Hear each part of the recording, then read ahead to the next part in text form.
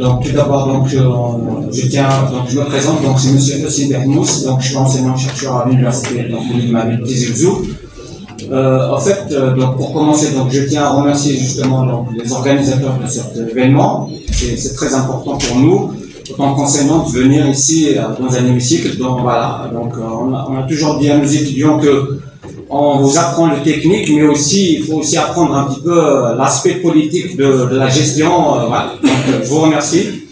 En fait, mon intervention va porter sur l'aspect disons préservation de la ressource. Alors c'est vrai qu'on parle de mobilisation, mais le problème c'est qu'il est inconcevable effectivement de récupérer un débit et puis après en face à côté on perd plus que ça. Donc c'est pas normal. Donc en fait dans cette démarche de préservation, on voit des scènes pendant que certaines régions n'ont pas d'eau pour boire, certains lavent leur voiture. Les commerçants, ils nettoient leur trottoir au tuyau. Donc, je pose la question sur l'aspect législation. Donc, en fait, s'il y a une législation, donc il faut l'appliquer.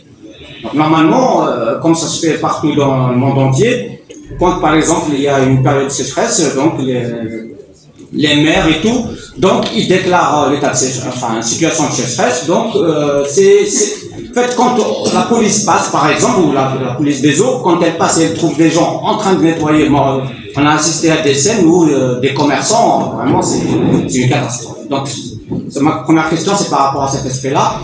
Aussi, par rapport, justement, toujours dans l'aspect préservation et aussi l'anticipation du problème. C'est-à-dire que maintenant, on pourrait éventuellement, dans le cadre de l'urbanisme, exiger, par exemple, de prévoir, bon, c'est vrai qu'il pleut pas, mais effectivement, au niveau des aéroports et tout, on peut le faire, ça se fait à l'étranger. Bon, c'est vrai qu'ils ont beaucoup d'eau, mais bon, aussi, on peut quand même profiter du peu d'eau qui arrive. Donc, c'est exigé, justement, dans le cahier des charges, d'exiger que, au niveau, donc, on prévoit au niveau des toits un système de récupération, ne serait-ce que pour donc l'utilisation, pas pour la consommation, mais éventuellement pour tout ce qui est douche, toilette et tout. Voilà. Donc, voilà. Donc, en fait, ça serait bien aussi d'avoir cet aspect-là. Le dernier point sur lequel je vais intervenir, c'est par rapport à la DE. Donc, moi, je trouve que la stratégie de réparation devrait quand même avoir un certain recul scientifique. C'est-à-dire qu'il ne faut pas se dire que, bon, en fait, la réparation, il y a une panne, donc on vient avec l'équipe, on enlève, on va souder, et puis juste 2 jours après, la même panne, on la revoit, et encore pire. Donc, en fait, ça serait bien aussi d'avoir une stratégie scientifique, c'est-à-dire que, en fait, réparer, c'est identifier les causes. Donc, on va intervenir plutôt sur les causes que sur, voilà, parce qu'en fait, on vient, on va souder, et je pense que tout le monde a déjà assisté à ce genre de scène. On vient, on répare, et puis, même, des fois même pas.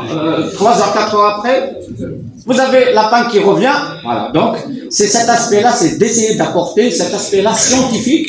Et là, justement, je remercie les collègues de l'ADE et tous les collègues qui reçoivent nos étudiants. Mais ça serait bien que ça ne devrait pas se limiter à un projet de fin d'études. Au bout de 3 mois, l'étudiant il va se tenir et il part.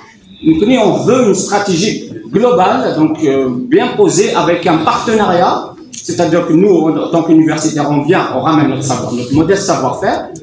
Et puis, donc, en face, il faut qu'il y ait des gens qui vont nous écouter et surtout mettre à notre disposition ce dont on a besoin. Par exemple, pour la gestion du réseau, il y a, donc, je pense que M. Hamon va présenter sur les SIG. Ça serait bien justement de mettre à profit cet apport scientifique. Je ne vais pas trop tarder, je vous remercie infiniment.